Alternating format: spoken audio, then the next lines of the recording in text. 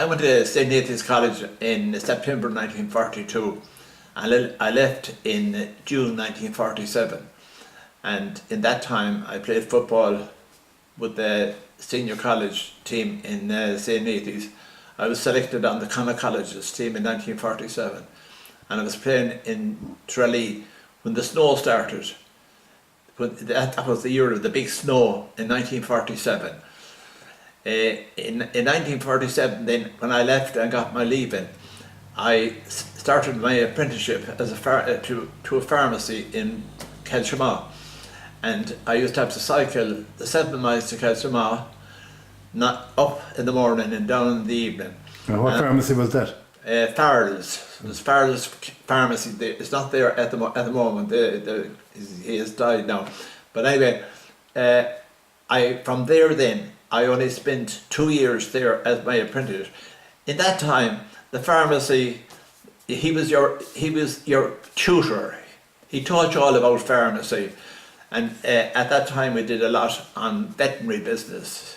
And at that time you didn't have many tablets. Mostly what you had was all liquid. At that time, that was the time that penicillin came out, and probably some other drugs in the tablet line, you know.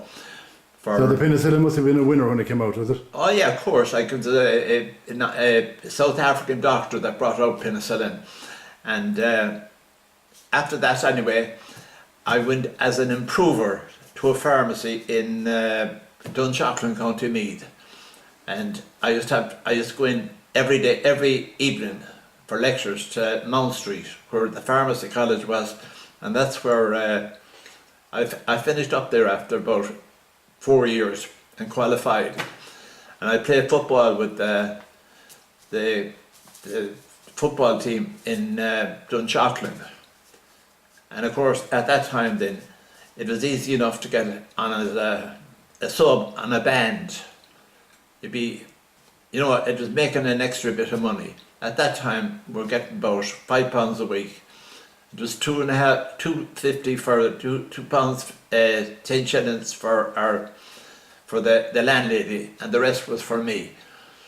Anyway, after that. How much was a pint that time? Pardon? How much was a pint? The pint would be about 1 and 6. About 1 and 6. So you could buy a lot of them if you wanted to buy them. I didn't drink until I was I think I was about 30 when I drank. Okay. My first pint. So?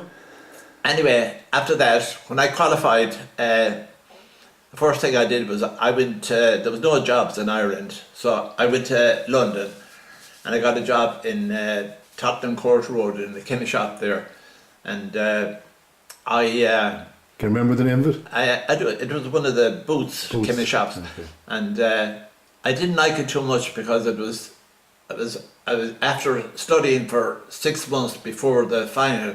I had to get out into the fresh air. So the first job I got was wheeling a wheelbarrow of sand, and they were building up opposites in the middle of London. They were building up the place after the war, because even though this was 1955, London was still a derelict place. They were building up, and there was plenty of work for Irish people. So I got a job there. But after about 6 months there, I got a letter from my mother to say that there was a job for me in Killarney. So I went to Killarney, and I spent 3 years in Killarney in a place called Sewell's Pharmacy, still there in High Street in Killarney. And I played football with Dr. Crokes and North Kerry in them years.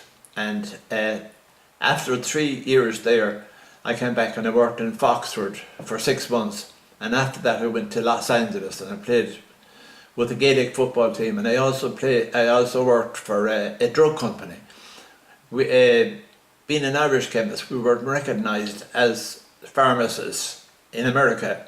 So I got a job in a drug company. Actually, it was not too far from Irvine, where the Allergan plant in Westport is, where the headquarters is. So I stayed there for 3 years, and I came back then and I worked in New York for 6 months from the 1st of July, the 1st of August until nearly Christmas in 1957. And I came home then to Ireland, and I worked in Ballyhonus from the day after St. Stephen's Day in 1957 until the 17th of July 1958. And on the 19th of July 1958 I came and I opened my own business here in Westport. And the first day I took in over 50 quid, and I thought all my birthdays had come the one day. So good. What did you get the second day? Well, I don't know, but Good, I did 5 prescriptions that day. At that time we had 3 doctors in town. We had Dr. McGreal, Dr. Campbell, who was a dispensary doctor in Ahagower, and Dr. Murphy. And Dr. Murphy had his dispensary, had his practice down where the optician's house is down there on the Mall.